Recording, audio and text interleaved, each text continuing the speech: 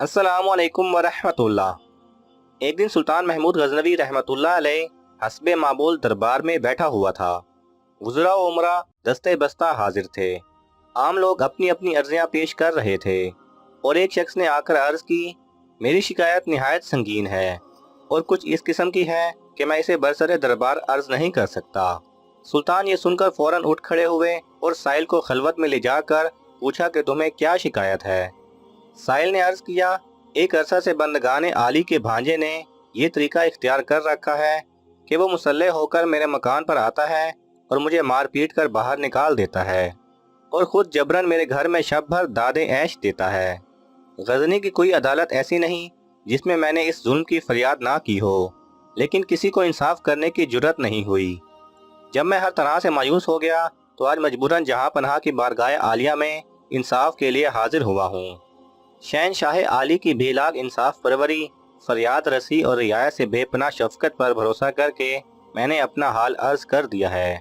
खालिक हकीकी ने आपको अपनी मखलूक का मुहाफिज और निगहबान बनाया है।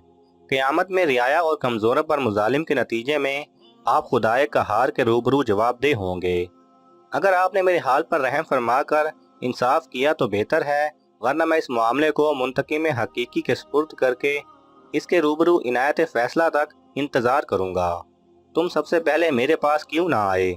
तुमने नाहक अब तक ये जुल्म क्यों बर्दाश्त किया?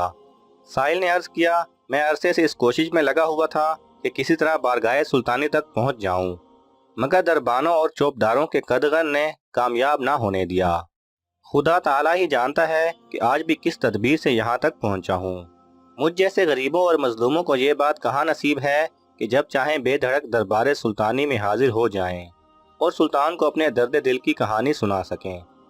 सुल्तान ने साहिल को इत्मीनान और दिलासा देकर ताकीद की कि इस मुलाकात और गुफ्तगू का जिक्र किसी से ना करना और जिस वक्त भी वो शख्स तुम्हारे घर आए उसी वक्त मुझे उसकी इत्तला कर देना। मैं उसको ऐसे इबरतनाक सजा दूंगा कि आइंदा दूसरों को ऐसे मजालिम करने की जुर्रत ना हो सकेगी।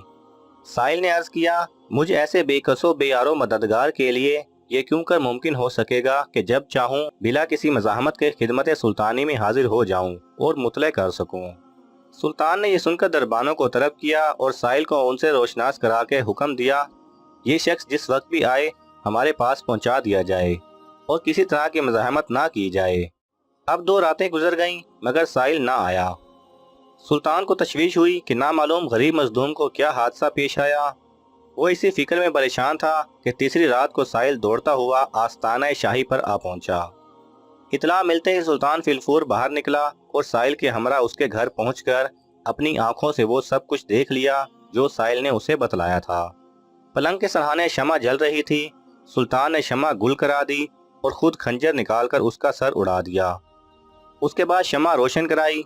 मकतूल का चेहरा देखकर बेसाख्ता सुल्तान की जुबान से अल्हम्दुलिल्लाह निकला और फिर साहिल से कहा कि तुम इत्मीनान से अपने घर में आराम करो।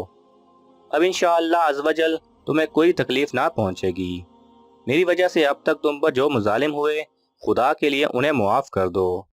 ये कहकर सुल्तान आली वकार रुखसत होना ही चाहता था कि साहिल ने दामन पकड़कर अर्ज किया, बंदगाने आली ने जिस तरह एक मजलूम के साथ इंसाफ फरमाया, हत्ता कि अपनी कराबतदारी व खून का भी मतलब ख्याल ना किया, अल्लाह ताला आपको इसकी जज़ाए खैर अता फरमाए और अजर अजीम इनायत फरमाए।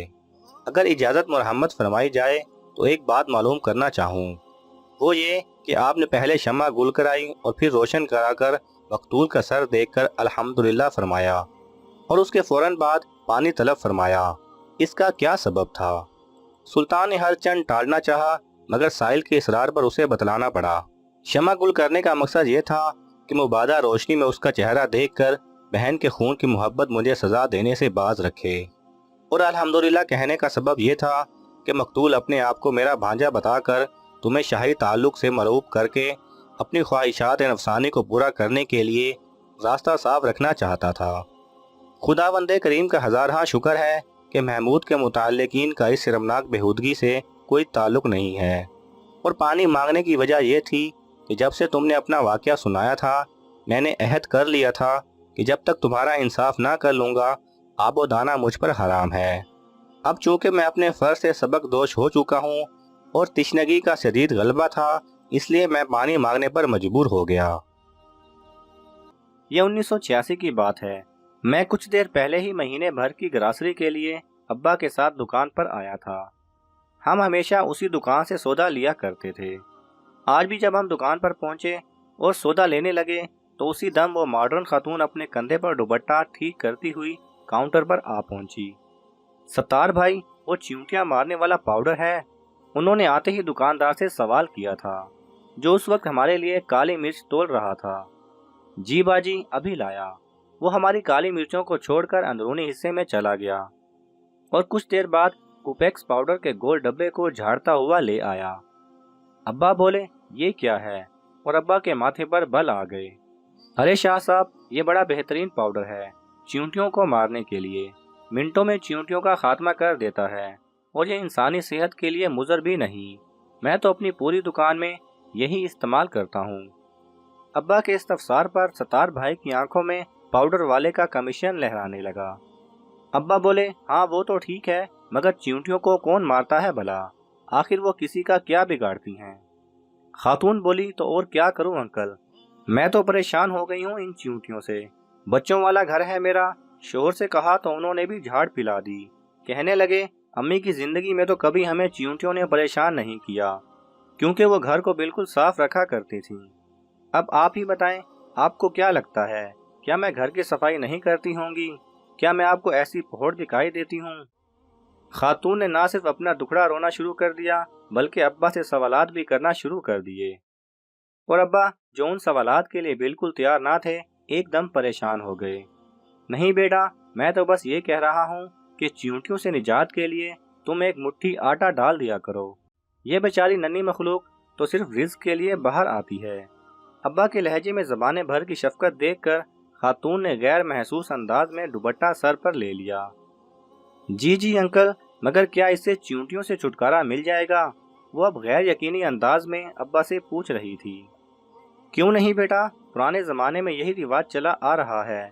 इधर घर में चींटियां नजर आई और उधर बड़ी बूढ़ियों ने मुट्ठी भर आटा कोनों में डाल दिया। चींटियों से भी निजात और सदके की नेकी भी मुफ्त में।